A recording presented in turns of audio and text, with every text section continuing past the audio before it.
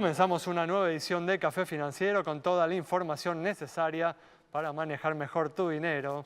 Hoy vamos a hablar de seguros de accidentes personales, cuál es la oferta de esta cobertura que existe en nuestro mercado, esta cobertura que nos permite acceder a un monto de dinero en caso de accidente. Vamos también a repasar lo sucedido en los mercados de capitales y en el último bloque vamos a analizar los hechos más destacados en materia económica de estos últimos días con la presencia del economista Lorenzo Sigó Gravina.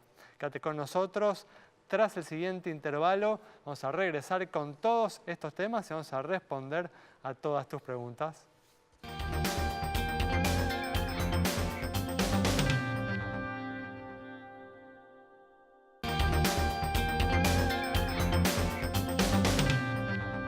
Estamos aquí, como siempre, con la presencia de Santiago Chelala. Hoy nos acompaña también Agustina Bassi con toda la información de seguros. Y estamos también con Gustavo Nefa, que hoy nos va a acompañar con el repaso de lo sucedido en los mercados de capitales. ¿Qué tal? ¿Cómo andan? Buenas noches. Gustavo, un gusto estar nuevamente con vos aquí. Gracias a ti. Bueno, vamos a arrancar. Tenemos mucha información para hoy. Vamos a comenzar con la actualidad económica y con un dólar que hoy registró un nuevo récord histórico. Cerró en torno a los 44 pesos con 90 y nuevamente ha estado afectado el mercado cambiario por lo que sucede en los mercados emergentes, donde han caído buena parte de las monedas. Pero, Santi, como ha sucedido en otras oportunidades, acá todo se amplifica, ¿no? Y se amplifica, en mi opinión, desde ya, en parte obviamente porque continúa esta importante incertidumbre electoral sobre la que nos extendimos ampliamente la semana pasada, y en parte porque el Banco Central está atado de manos, en tanto y en cuanto no puede intervenir hasta que el dólar llegue al extremo de la banda cambiaria, que está estaba hoy cerca de los 52 pesos y continuará subiendo hasta llegar a finales de abril a una cifra cercana a los 53 pesos. Obviamente estamos esperando ansiosos que lleguen los dólares de fondo que ya prometió el Tesoro empezar a liquidarlos, a licitarlos diariamente, y también estamos esperando los dólares de la cosecha gruesa, ¿no? Pensé, ibas a decir, estamos esperando que llegue a los 53 pesos, ¿no? El tipo de cambio para que efectivamente el Banco Central comience a intervenir una vez que llega a la banda, al tope superior de esta banda, que realmente él está mostrando muy pocos resultados, ¿no?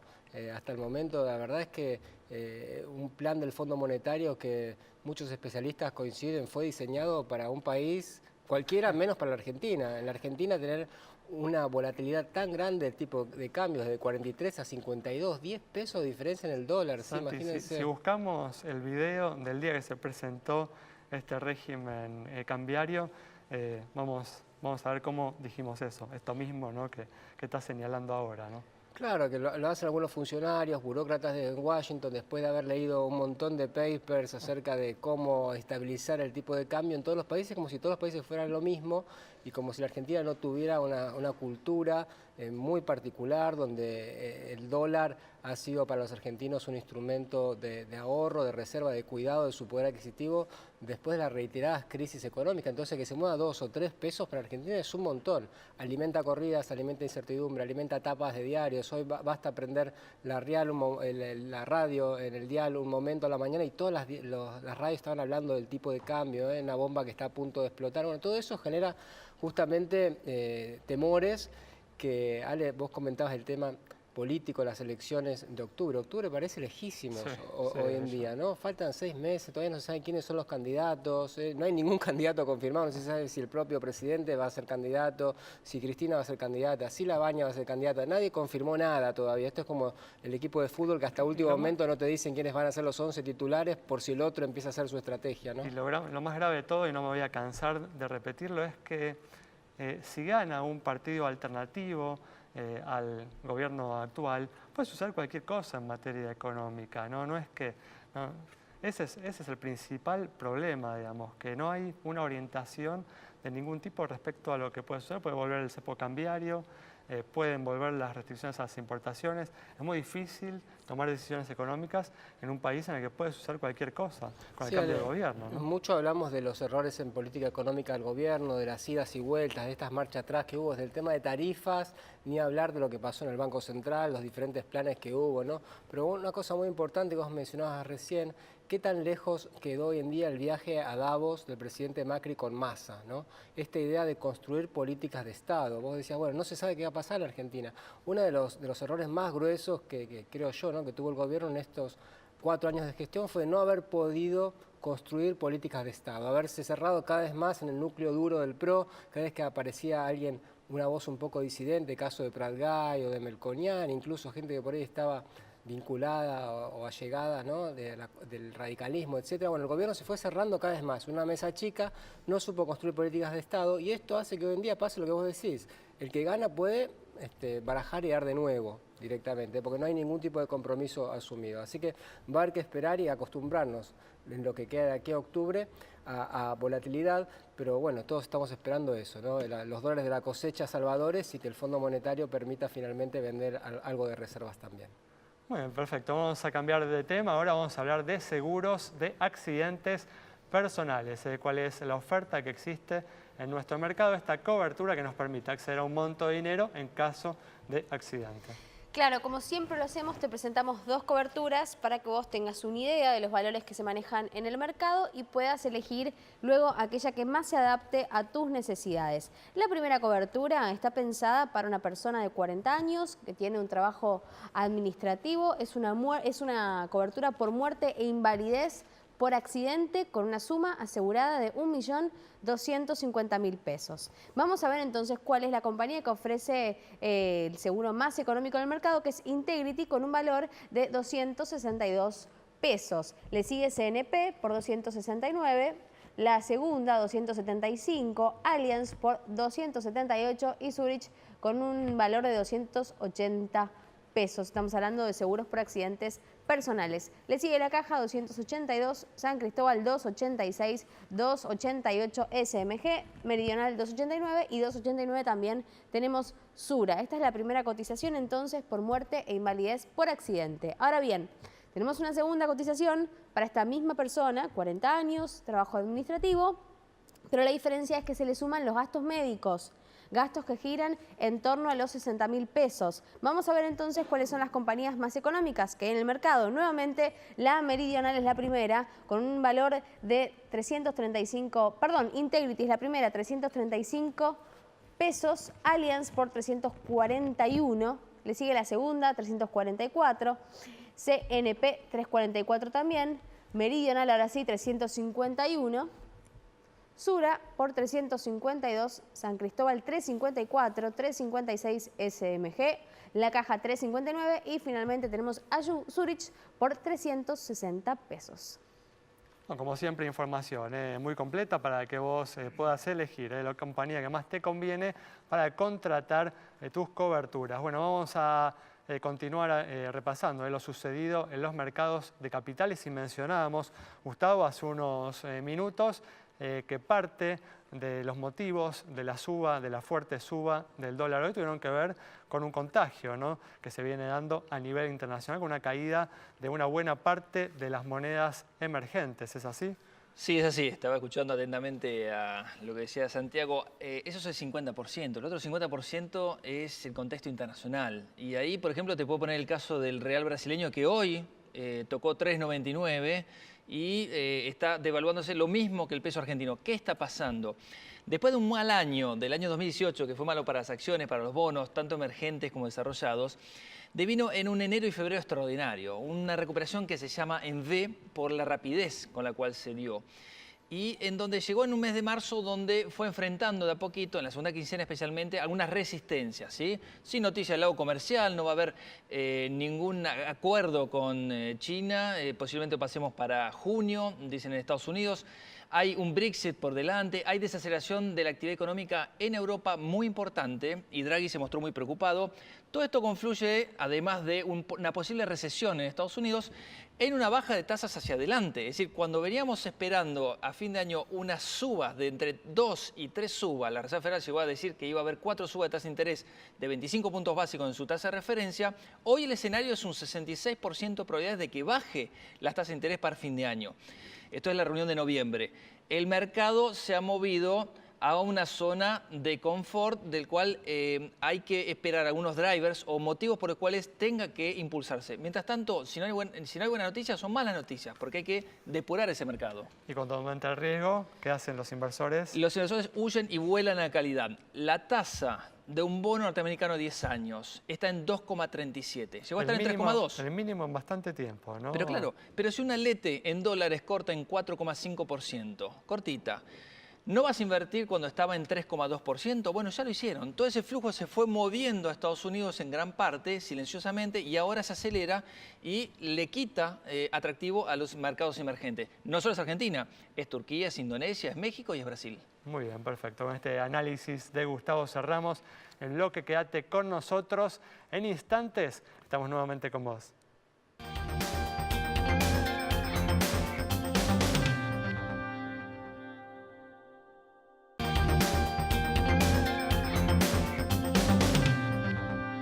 Ya estamos aquí iniciando este segundo bloque y como siempre vamos a comenzar a responder todas las consultas que recibimos. Comenzamos con las relacionadas con el estado de las entidades financieras, con una noticia del sector. Sí, Ale, que tiene que ver también con algunos efectos colaterales de la devaluación, lo que hablábamos en el primer bloque. Algunos sectores, por supuesto, se benefician de esto. Uno es el sector de turismo. La Ciudad de Buenos Aires está tratando de impulsar el turismo a través de créditos subsidiados justamente para esta actividad. Pueden tener más información los operadores turísticos accediendo a la página de internet del Banco Ciudad o del Gobierno de la Ciudad de Buenos Aires. Bueno, cambiamos de tema y a principios de año el gobierno emitió un decreto según el cual los tenedores de pólizas de seguros de vida y retiro podrán deducir una parte de sus aportes del impuesto a las ganancias. Se abre una oportunidad para desarrollar estos productos que tienen una penetración tan escasa en nuestro mercado. Agustina conversó con el público sobre este tema. Café Financiero conversó con el público para saber si están al tanto de estos incentivos y si les interesaría contratar estos seguros de vida. ¿Está al tanto de los nuevos incentivos fiscales para seguro de vida y de retiro? ¿Estaba al tanto? No, en este momento no. No, para nada. ¿Contrataría uno de estos servicios, estos seguros? Obvio, porque no tenemos otra alternativa. ¿Por qué? Porque no hay otro sistema. Sí, obviamente que sí. ¿Por qué? Por los familiares que quedan en vida. Por el momento no, porque con las cosas que está en el país, no, olvídate. ¿Cuál es la importancia?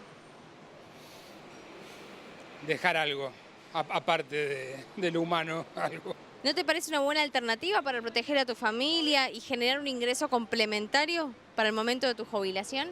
Sí, te serviría a futuro, pero con las cosas que está, o sea, para estar pagando mensual una cuota, depende de lo que ganes también. Bien, podría ser el seguro de retiro. Sin contar con un seguro de vida ni con un seguro de retiro, ¿cómo hace para afrontar estos riesgos? Y laburando, sacando de donde sea para poder sacar el pan de cada día. Y por el momento se trata de un incentivo acotado, pero está previsto de duplicarlo en los próximos 2 años. Continuamos con el repaso de lo sucedido en los mercados de capitales y hoy volvió a caer el Merval. Acumula una baja de alrededor de 3.000 puntos, puede ser en la última semana. ¿Cómo estás viendo vos al mercado local? Mucho. Volvió a los 32.000 puntos, de un máximo en febrero. No sé si te acordás, Alejandro, que estaba en los 37.800 más o menos. No es ajeno a todo lo que está pasando en el mercado cambiario. Todas las presiones se reflejan, no solo en el mercado de acciones, sino también en el mercado de bonos. Hemos visto una depuración también en el mercado de bonos. Cualquier activo argentino con un riesgo país de 780 puntos se resiente. En el Merval incluso tenés el soporte de algunas acciones que todavía están, que son Tenaris y Petrobras, que forman parte, digamos, del núcleo duro en dólares que sirve de protección para los inversores. Pero acá tenemos que hablar de 3 grandes grupos, entre los cuales están los bancos, el sector energético, con las utilities y las petroleras. Dentro de lo que es el sector bancos pasan muchas cosas, porque la gente vio los balances y dijo, pero si ganan tanta plata, ¿qué es lo que está pasando? Hemos visto el Banco Superville volver en dólares a los mínimos. Hemos visto otros bancos presentar unos balances extraordinarios, sin embargo caer. Hay una concentración de riesgo con el sector público muy importante que merece otro programa, me parece. Muy bien, perfecto. Vamos a cerrar, como hacemos siempre, este bloque ahora respondiendo sobre la situación de una compañía de seguros y con información del mercado asegurador. Información que ves en pantalla mientras te contamos que la Superintendencia de Riesgos del Trabajo convocó en un concurso público a médicos para cubrir este puesto en las comisiones médicas de 16 provincias. ¿Qué hay que hacer para presentarse? ¿Qué hay que tener? Bueno, ser argentino nativo o naturalizado, tener hasta 55 años y lógicamente presentar la matrícula nacional. Tienen tiempo hasta el 22 de abril, pueden hacerlo en la sede de la Superintendencia de Riesgos del Trabajo. Esto es Moreno 401. A partir del 13 de mayo comienzan las entrevistas. Muy bien, cerramos así este bloque. Quédate con nosotros. Al regreso vamos a estar dialogando con el economista Lorenzo Sigó Gravina.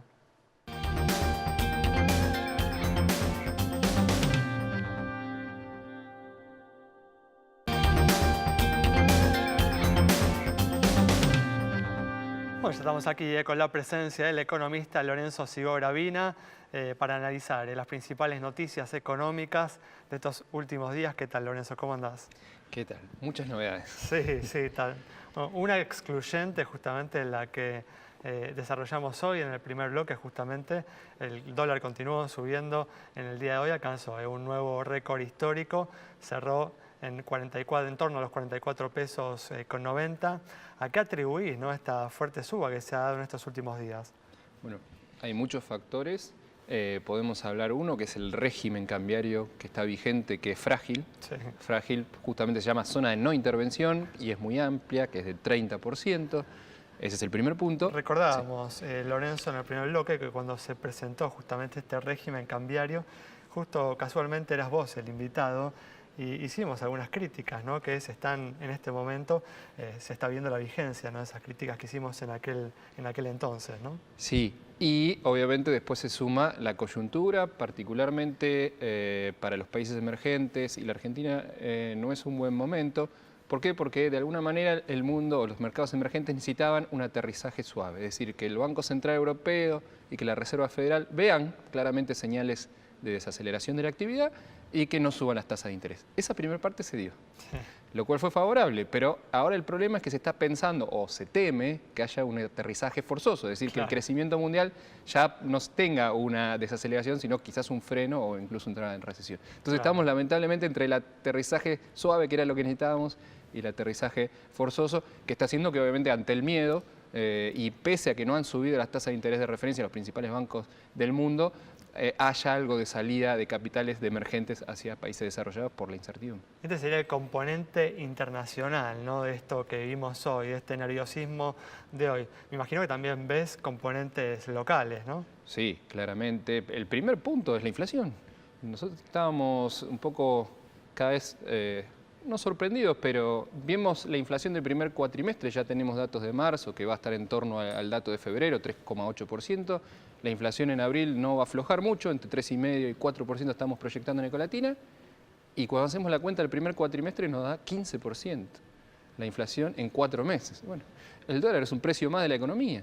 Es cierto que lo está haciendo todo junto, todo en marzo, pero bueno, ya lleva subiendo un 12% en marzo, ¿no?, como haciendo ese catch-up al resto de los precios que lamentablemente, pese al torniquete monetario, cada vez se nota más que la inflación en la Argentina tiene mucha inercia, tiene todavía PAFRU del año pasado, por ejemplo, el precio de la carne que no había subido prácticamente, había subido muy poco el año pasado, finalmente alcanzó al tipo de cambio, el precio de la carne es un bien dolarizado, bueno, y toda esta suma hace que además con tarifas, shock de la carne, entremos a un año electoral con una inflación que realmente preocupa y mucho, y te sumo por último que todavía estamos lejos de las elecciones, pero ya de a poquito se empieza a ver esa incertidumbre electoral por el resultado electoral, que en la Argentina se traduce en, por las dudas, comprar dólares y esperar al próximo presidente electo. Desde ya.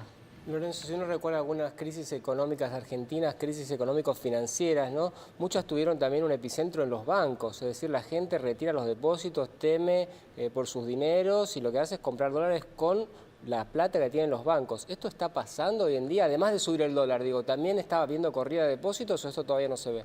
No, todavía no se ve. De hecho, los plazos fijos, por ejemplo, en pesos durante marzo, empezaron un poquito el mes en caída, pero después reaccionaron a la suba de tasas muy fuerte. Recordemos que después del feriado de carnaval la tasa de interés pasó de 50 prácticamente a 60 en 2 días, por ciento anual. Y lo que uno ve es que ahí nuevamente los plazos fijos que se estaban empezando a desarmar volvieron a armarse, obviamente aprovechando ya no una tasa de 50, sino una más alta. Y bueno, ahí es donde uno ve que por ahora es simplemente una dolarización. Pero ¿cuál es el problema? En la zona de no intervención, el Banco Central puede hacer poco y nada. Puede subir un poco o subir bastante la tasa de interés, vender algo de dólar futuro o que algún banco público venda algo de divisas, pero no hay muchas más alternativas. Y los dólares del Tesoro, que finalmente logró la aprobación en el FMI, que van a ser casi 10.000 millones de dólares, pero que se van a vender a cuentagotas, 60 millones diarios, recién van a estar disponibles a partir del 15 de abril. Entonces todavía estamos en una situación que ante muy poquita demanda o un aumento de la demanda de divisas, se corre la oferta privada y la oferta pública brilla por su ausencia. ¿Crees que cuando lleguen justamente esos dólares que va por liquidar el Tesoro, va a cambiar el panorama? Bueno, el gobierno apuesta también a que se van a empezar a liquidar los La cosecha agrodólares, ¿no? Creo que va a cambiar, pero no tanto. ¿En qué sentido? Va a haber una oferta más fluida, pero creo que en los momentos de tensión, cuando las papas queman, la oferta privada se retira, quedan solo los 60 millones del Tesoro, que además probablemente lo haga a mitad de jornada, cosa que todavía hacia fin de la jornada cambiaria hay una demanda ni siquiera muy elevada, te puede mover el precio final del tipo de cambio. O sea que tal vez esperás que en algún momento, antes de las elecciones, tal vez mucho antes de las elecciones, el gobierno necesite reformular este régimen cambiario.